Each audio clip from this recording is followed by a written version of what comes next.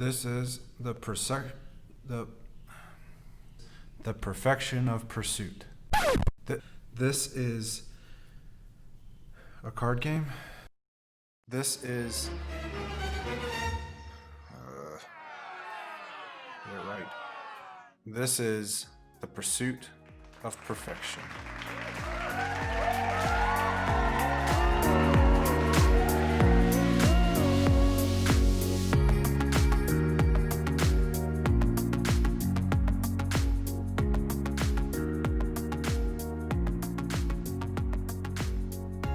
We've been in this series called The Pursuit, and we've looked at the pursuit of fame, we've looked at the pursuit of fortune, and today we're going to look at the pursuit of perfection.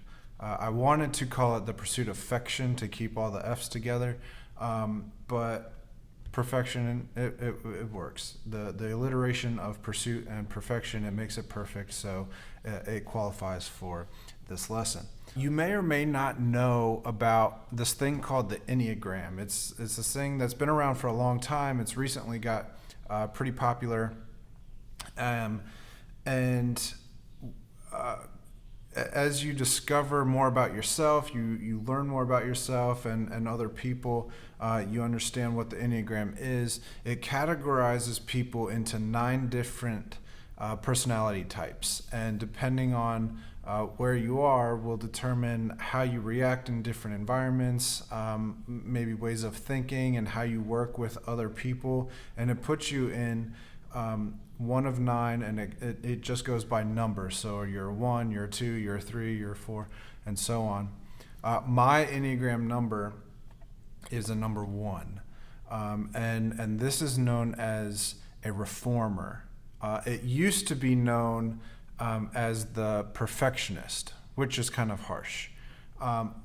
We're not perfectionists. We just like things in a certain way, in a certain order, and if that order is taken away, then we, like this, everything is just a house of cards, and you pull one thing away, and that certainty of everything in the place that it's supposed to be, it'll just crash and burn. I'm just kidding about that. It's probably not that harsh, but we like things in a certain way, and we like to make things better. So as we see things and how can we change them and tweak them a little bit, that's how I am.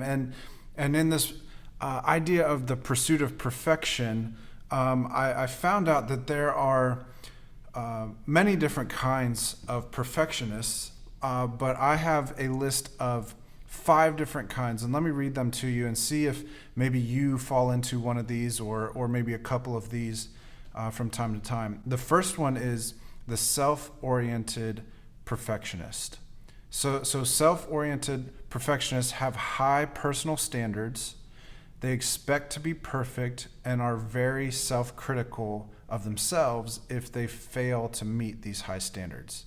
So I have these high standards on myself, and if I fail, then I'm super critical of myself. The second one is socially prescribed perfectionists. And a socially prescribed perfectionist believe that other people expect them to be perfect, and that these other people will be highly critical of them if they fail. So this person is worried about everybody else and what they think they're thinking about them. And if I mess up, then this person is going to be super critical of me. That's what a socially prescribed perfectionist is. The third one is other-oriented perfectionist. And this person expects other people to be perfect and are highly critical of the other people who fail to meet my high expectations. And so this can a lot of times be known as, the mean boss or somebody like that expects high things of everybody, and if you mess up just a little bit, then you get yelled at or whatever. The fourth one is overt perfectionism. Overt perfectionists have a very strong preference for order and show increased anxiety when they don't have order around them. So like I was joking about having things in a certain way at a certain spot, and if it's outside of that, then kind of freak out, and if it just gets pulled out a little bit, everything crumbles like the house of cards. That's what an overt perfectionist is. The last one that we're going to talk about is covert perfectionist. And this person is a closet perfectionist. This person does whatever they can to underachieve or make it seem like they don't know a lot about something, or that they can't produce what other people expect of them, even though they can, so that they don't have the pressure of trying to reproduce it. Usually these people are better at or smarter than what they perceive themselves to be to other people. It's a covert perfectionist. On the inside, they want to succeed. They want to look good and all that. I personally can struggle with a combination of all of these at different times. And I can, it's easier for me to show grace to other people when they mess up, but when I mess up, I'm very critical of myself most of the time. And if you've been around me for a little bit, or you've been following this, one thing that I say a lot and have lived by is we are not pursuing perfection. We are striving for excellence. I think there's a fine line between excellence and perfection, but I think there's enough of a line to have two distinct definitions. So we're not pursuing perfection. We are striving for excellence. We're working for excellence. We're doing whatever we can to make excellence happen. And from a performance perspective, I think that excellence is the closest thing to perfection that we can achieve here on earth. Excellence is the closest thing to perfection that we can achieve here on earth. And everybody likes to be in an excellent environment. Because when you enter into excellence, when you enter into an excellent environment, you feel excellent. It just changes how you feel when you walk into an environment that you know has been, somebody has put some work into this to make me feel excellent in this excellent environment. And when people walk into your excellence, your environment of excellence, it will cause them to want to become excellent because of your example. One of the funniest stories in the Bible, there's a lot, but one that we're going to read today is found in Luke 10, starting in verse 38. And it's about two sisters.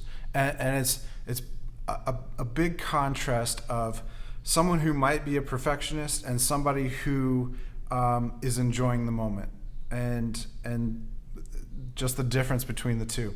I find it funny because my brother and I, we are that. We are complete opposite. So I shop at Walmart. He shops at Target. He shops at Lowe's. I shop at Lowe's. See about perfectionism. I shop at Lowe's. He shops at Home Depot. And almost anything, if I think one way, it's probably a good guess that he's going to think the other way. If I have loyalty to a certain brand, he probably has loyalty to the opposite brand. And so we like to joke that combined together, we cover the entire world and we support everybody together. So it's kind of funny to me and to see this story. But here's what happens.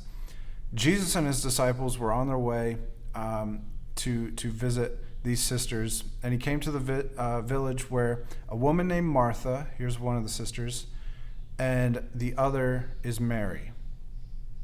Mary sat at the Lord's feet listening to everything that Jesus was saying in this. So they're at Martha's house. Mary is just sitting listening to everything that's been going on with Jesus and the disciples and not doing anything at the house. Martha, they weren't expecting Jesus to come at this moment. She's thinking, I got to clean the house. I got to have some food. I got to get some drinks out there. I got to take care of all this stuff so that they feel like they're in a good spot. Verse 40 says, but Martha was distracted by all the preparations that had to be made. Have you ever had somebody over at your house and maybe you or your family go into cleaning mode, and everything needs to be cleaned before everybody arrives, and everything needs to be set out before everybody arrives, and just all of this craziness happens, and then you're just thinking, if only the people would arrive so that things can just slow down a little bit. That's kind of what's happening here. Martha comes to Jesus and asks him, Lord, don't you care that my sister has left me to do all the work by myself? Tell her to help me. All she's doing is just sitting down listening to you yap this whole time. Tell her to help me get some food and all this stuff. And Jesus says this, Martha, Martha, you are worried and upset about many things, but few things are needed, or indeed only one. Mary has chosen what is better, and it will not be taken away from her. Jesus is saying there are only a few things that we need to worry about when somebody's coming over or when things are going on. And he says even further than that, there's only one thing that's necessary. Listening to what I have to say as the Son of Man is the most important thing. Right before that, he says there's only a few things. So maybe what we do is, have some snacks ready, have some drinks ready, get those things. But we're not going to worry about fluffing the pillows or making sure everything is put back the way it's supposed to be. We're not going to make sure that every single dish is put away in the kitchen so that it looks pristine and all that. Jesus is saying, let's take care of a few things. Let's not worry about everything, but let's make sure we're focused on the right thing, and that's relationship. Now, yeah, we can talk about like it's Jesus who's talking and teaching and all that stuff. So yes, that's priority one. But I also think that the disciples were chiming in too. I mean, they've been doing a lot of cool things, and so Mary is spending time with the people, spending time in relationship, and that is the most important thing. So instead of pursuing perfection and trying to get everything pristine and trying to get everything just right, instead of pursuing perfection, we're going to pursue people. Instead of pursuing perfection, we're going to pursue people. We're going to pursue relationship. Yeah, we need to make sure the environment is excellent and everything like that. But when people are there, it's about people. And so we pursue people, we pursue relationships rather than trying to pursue this front of everything is perfect. And in order to get to this level, we have to understand grace a little bit. And the verse that we've been using and we use all the time, Matthew 6:33, seek the kingdom above all else, and he will give you everything you need. Seek the kingdom above all else and live righteously, and he will give you everything you need. We don't need to worry about all these little things. We need to worry about the relationship that matters most and the relationships that matter after that. Here's what it says. Matthew 5:48. This is what everybody's going to talk about when you talk about perfection and being perfect and sin and all of that stuff. It says, be perfect. This is Jesus talking, therefore, as your heavenly Father is perfect. So if we think about this, how am I supposed to be perfect if nobody's perfect? And people pull this verse out and just talk about, oh, you got to be perfect. Everything's got to be perfect. But let's look at this in context.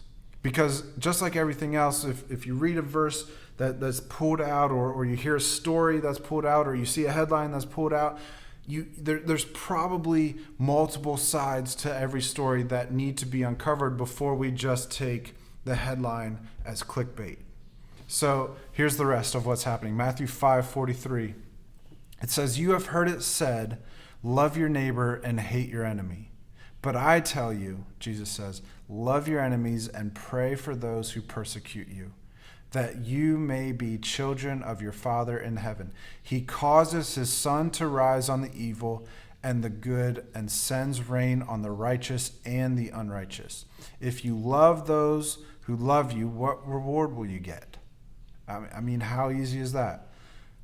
Are not even tax collectors doing that? Now, this is funny because tax collectors were seen as the worst of the worst people. And he's saying they're even loving other tax collectors and other people like them. Verse 47, and if you greet only your own people, what are you doing more than others? If you're only treating the people that look like you, sound like you, think like you, talk like you, what good is it? We have to love those that are different from us. We have to be in relationship with people who think different than us, who enjoy things that are different than us. And if you greet only your own people, what are you doing more than others? Nothing. Love everybody. He says, do not even pagans do that. People that don't even believe in God, believe in the Son of Man, believe that we should live moral lives, do that. But he says, be perfect, therefore, as your heavenly Father is perfect. Now, this word perfect here is teleos in the Greek, and it means perfect. And it means perfect in the sense of be mature and be complete. So love those that are hard to love, and love those that don't make sense to love, and be mature. In other words, grow up. In other words, stop acting like a child and start acting as one who is perfect, as one who is mature, as one who is able to talk to other people and learn from other people and be perfect. Pursue relationships, pursue people, not perfection, not trying to, this is my way and this is the way that needs to be and everything has to be perfect, and if anybody gets in the way, then they're just cut off from me. No. We're pursuing people. We're not pursuing perfection. We're pursuing excellence. We're striving for excellence. We're creating excellent environments so that people can come in and we can change the world by loving people who we love, who are easy to love, and those that are difficult to love. See, we pursue people with love and with grace. From a performance perspective, nobody's perfect. But when we take a step back and say, I can be perfect, I can be mature, I can be complete, I can love those who I find easy to love, or I can find ways to love people that are hard to love. I'm going to do both. And just like God gave me grace, and just like he came and he loved me before I loved him, I'm going to love those that don't love me yet. And so, Heavenly Father, we thank you for loving us first. Thank you for joining us for Elevate's weekly message. We're praying that this empowers you to seek his kingdom first. Stay tuned on Instagram, Facebook, and YouTube for more content coming daily.